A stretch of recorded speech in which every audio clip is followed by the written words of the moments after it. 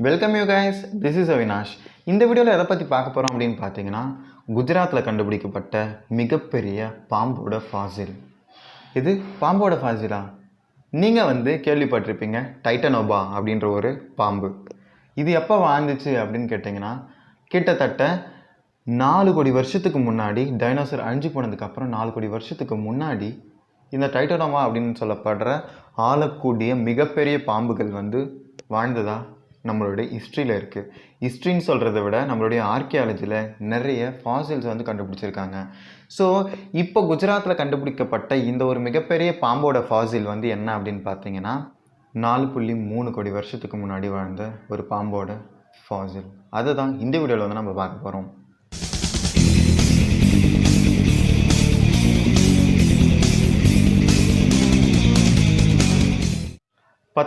April 2024 ரொம்ப ஃபேமஸான நியூஸஸ்லாம் வந்துக்கிட்டே இருக்குது. இன்ஸ்டா, யூடியூப் எங்கே போனாலுமே என்னடா அப்படின்னு அதை பற்றி சர்ச் பண்ணி பார்க்கும்போது தான் தெரியுது, இந்த உலகத்திலே கண்டுபிடிக்கப்பட்ட மிகப்பெரிய பாம்போட ஒரு ஃபாசில் குஜராத்தில் கட்ச் ரீஜனில் கண்டுபிடிச்சிருக்காங்க. கட்ச் ரீஜன்னா நமக்கே தெரியும், குளிர் பாலைவனம், நல்லா ஒயிட் பேச்சஸாக இருக்கும். குஜராத்தோட ஒரு பார்டரில், அந்த கடற்கரை ஓரத்தில் நம்ம பார்த்துருப்போம்.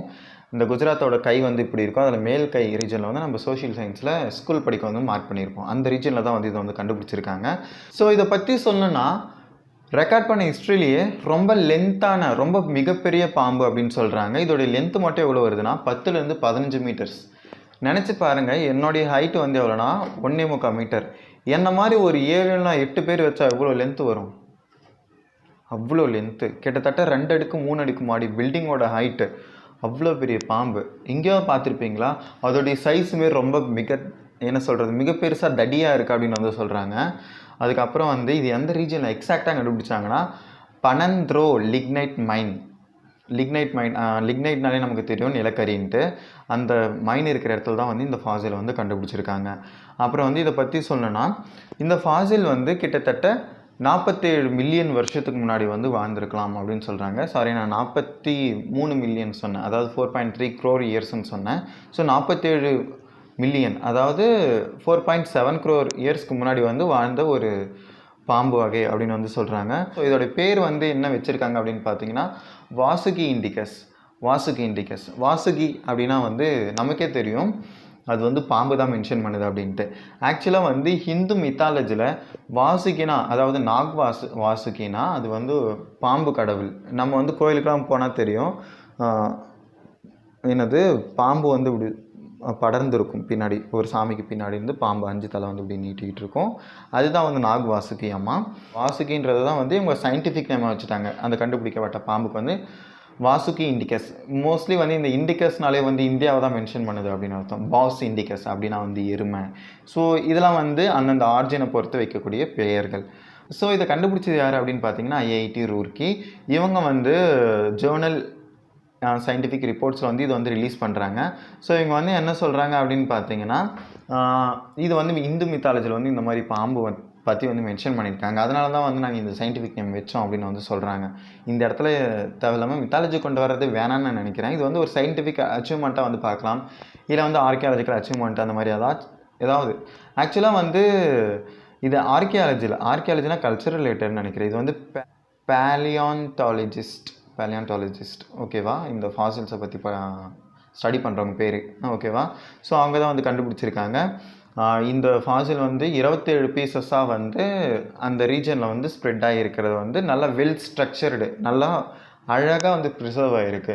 நம்ம எப்படி ஹெர்பேரியத்தை வச்சு அமுக்கி வச்சா அந்த இலைங்கள்லாம் அழகாக ப்ரிசர்வ் ஆகுது, அந்த மாதிரி 27 பீஸாக நல்லா வெல் ப்ரிசர்வ்டாக அந்த இடத்துல கிடச்சிருக்கு அப்படின்னு சொல்கிறாங்க. ஸோ இது எதை ரிவீல் பண்ணுது அப்படின்னு அவங்க சொல்கிறாங்கன்னா, டைட்டனோபா. இப்போ ஸ்டார்டிங் இன்ட்ரோலே சொல்லியிருப்பேன், டைனோசர் வாழ்ந்த காலத்துக்கு அப்புறம் வாழ்ந்த மிகப்பெரிய பாம்பு இனம் ஓகேவா, அதுதான் டைட்டனோபா. ஸோ அந்த சைஸில் இருக்குது அப்படின்னு சொல்கிறாங்க. ஸோ அது கூட இவங்க ரிலேட் பண்ண ட்ரை பண்ணுறாங்க. அதே மாதிரி 47 மில்லியன் வருஷன்றது அப்போ இந்தியா தனியாக இல்லை. ஆக்சுவலாக இந்தியா ஆஃப்ரிக்கா கூடவும் சவுத் அமெரிக்கா கூடவும் ஒன்றா இருந்துச்சு, ஒரே லேண்ட் மாஸாக இருந்துச்சு. நம்ம படிச்சிருப்போம், கோண்ட்வானா, டெத்தைசி இந்த மாதிரிலாம் படிச்சிருப்போம்.